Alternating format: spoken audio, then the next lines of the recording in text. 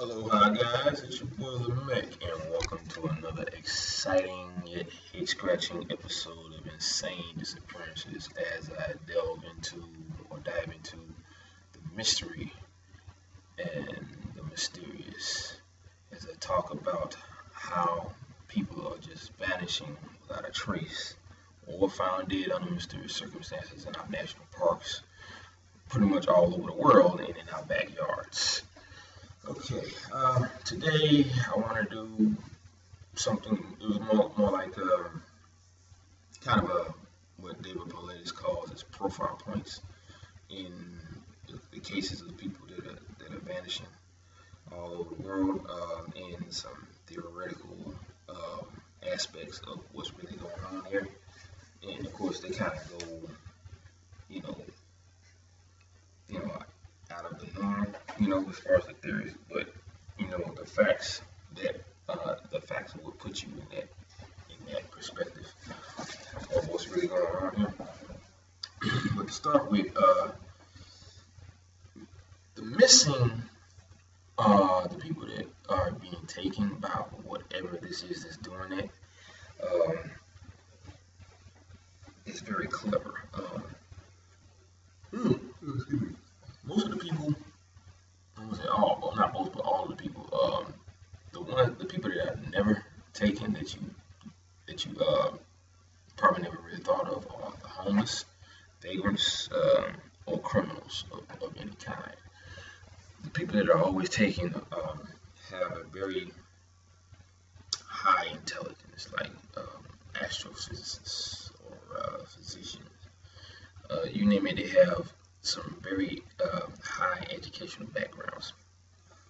And one thing about these people that disappear, that when cadaver dogs are sent out, or any other kind of dog that are sent to find the scent is never detected by the dog. Or sometimes they'll come to a fork in the road, the dog will spin around and then just lie down flat, and they just won't look, or try to sniff anyone out.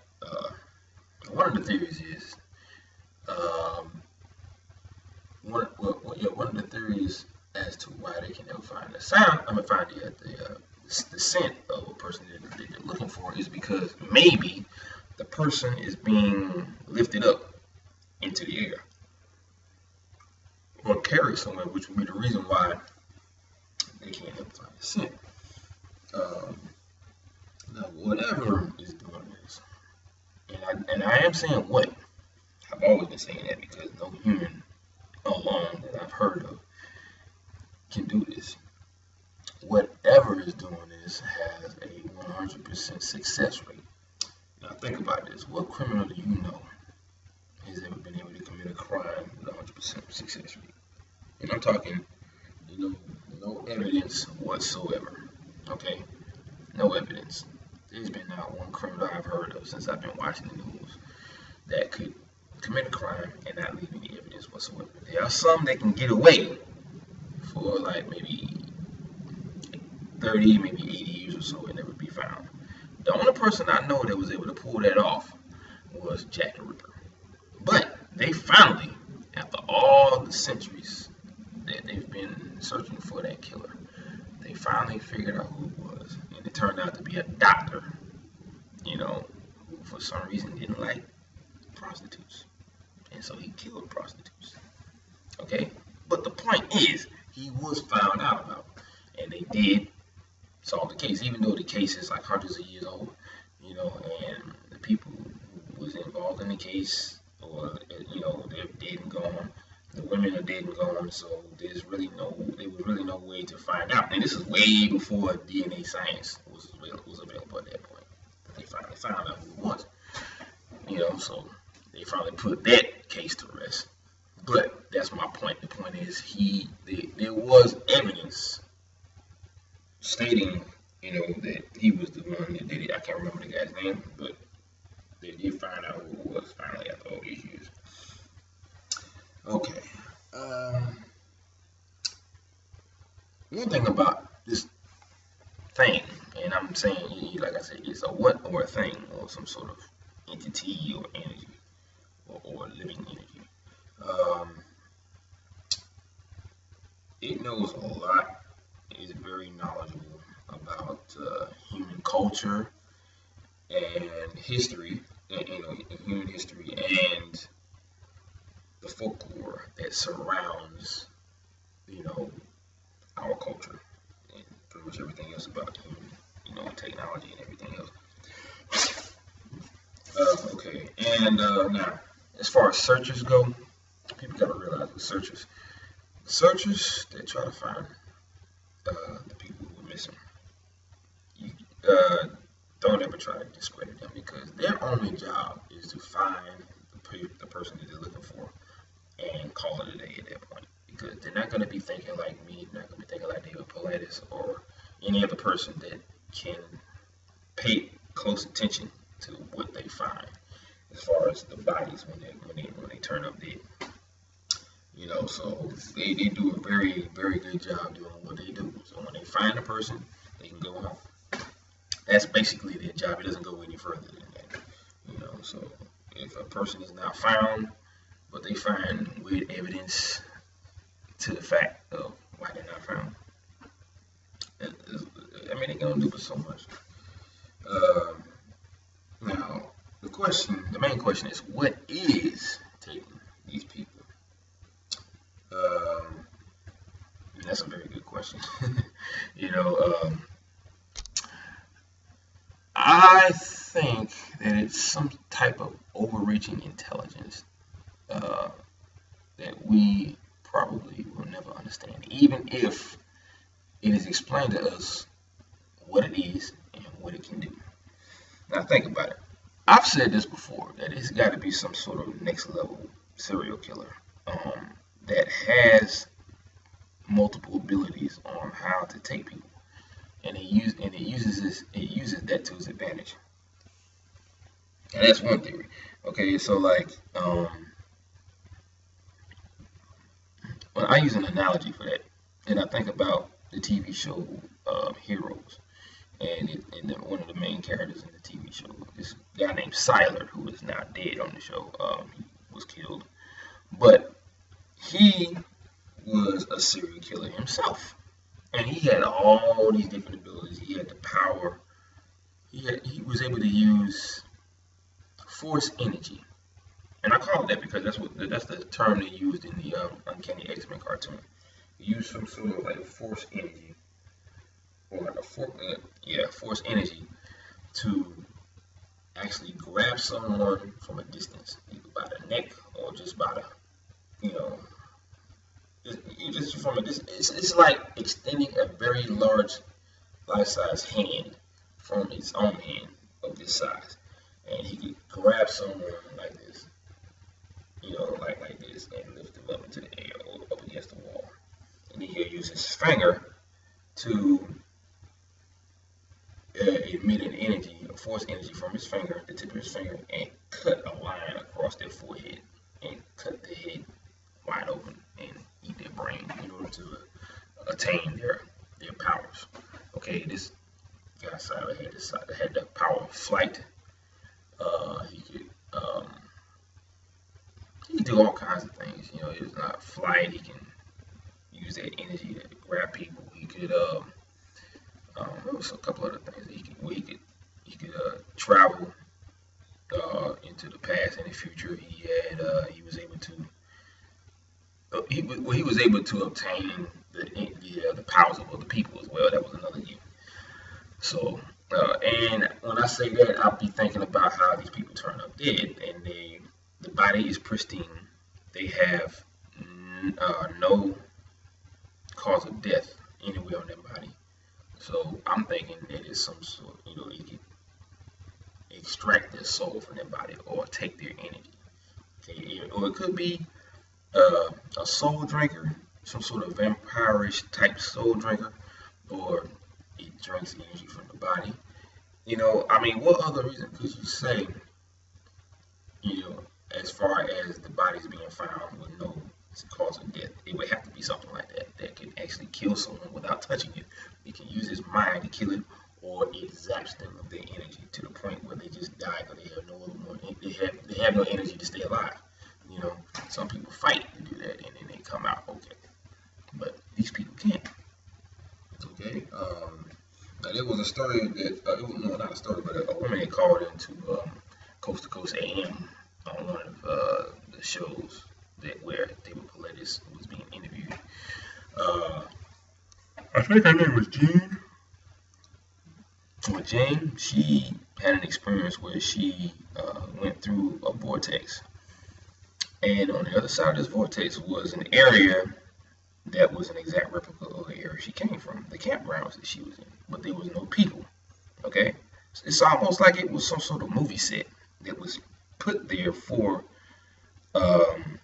people who were being taken, or it could be a parallel world of the same area that she was in, but on that world there were no people. So I'm thinking that whatever this is kidnaps people in order to create human civilization in that world. I don't know, but every time you hear people going to places like this, when they step into like a vortex, it's always an area that looks the same as the one you came from, but there's no people. And it was around the time of day when people should have been out, including the park rangers, but there was never anyone there. And she said that she saw these aliens, or she called them demons, or whatever, because she felt an overwhelming sense of pure evil from these beings. Okay, and I would think that if you can kill someone without even touching them and then throw them back on this planet, on this realm, you have no regards for human life. If you can just take like that. Okay. Now the bodies, this is like I said before, the bodies that are being found are described as pristine. Because in one case, there was a young boy that was found. The same thing with him. His body was found like in like a hole, and he had his shoes on, he had his boxers on, but he had no pants on, and his body was pristine. Okay, there was no cause of death on his body as well. Now think about this: what I just said. They found him in his shoes and his boxers, but he had no pants on. Now either this being took the time out to remove the shoes, then take the pants off, then put the shoes back on, tie it up and everything. That's a very thought out situation, and not too many murderers or serial killers would do something like that. They want to kill the person and leave them off a bit dead and get away before they find out about it, and then of course try to leave no evidence. But I'm thinking that this person or this being has the ability to phase something through a solid mass, which I would think would be the reason. Let's just say if it touched the pants and the pants become transparent like a ghost, like say when how ghosts can walk through walls. I would think that if it was able to touch the pants, he could actually pull the pants through the body, and there you have it. No pants on the body. That would be my only guess. If that person is able to do what I like to call a Danny Phantom technique, from that cartoon, Danny Phantom. He was able to touch solid objects and phase them through solid mass. So I'm thinking that's what it does. It can touch certain things, or all things, and phase them through solid mass or solid objects. Therefore, pulling the pants completely through the body. And because they said they found his pants 80 miles downstream near the river that he was in, or that he was around, or near. Let's see. Okay. Oh yeah. And then there's when searchers are looking for the person that's missing, they will search one area many times.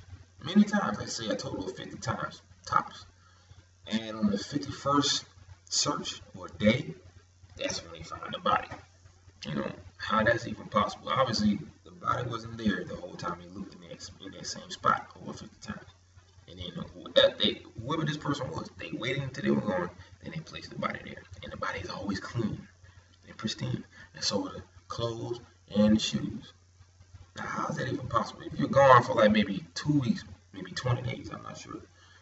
But you're never dirty. The body's never dirty, or the clothes, or even the shoes. They look like they just came off the showroom floor.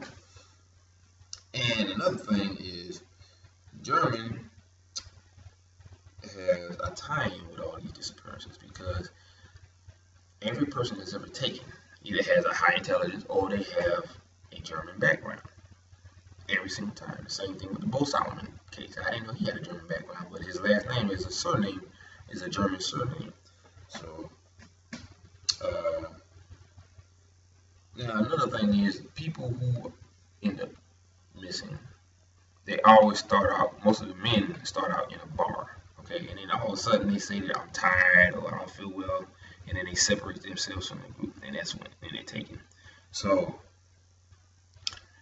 I've always been thinking that whatever this thing is, it's psychic and it's also able to control human thinking, because every person seems to say the same thing. They're tired or they're not feeling well, and they just say, "Well, I'm going home." Okay, they somehow implant that thought into their head when they say, "Oh, I don't feel good." They may not even be feeling good, but they just seem to say it all the time. And then that's their way of getting them away from everybody else, because it likes to do this. It likes to do all of this without any witnesses. Okay, they're always alone when they're taken, and it happens every single time. You know, like I said, 100% success rate.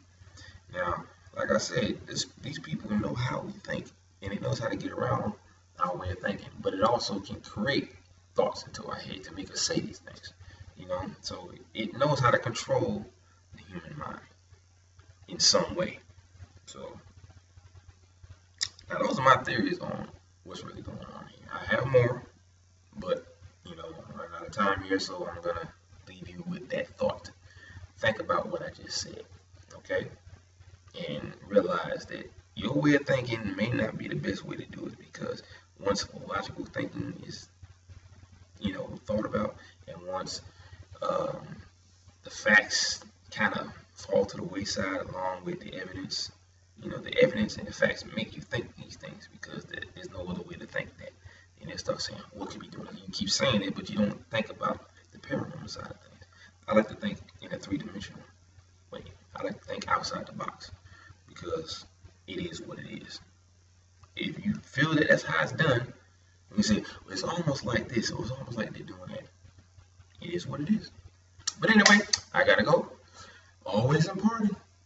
Aloha, mahalo, and ahuiho. Be safe out there, guys. Hang loose.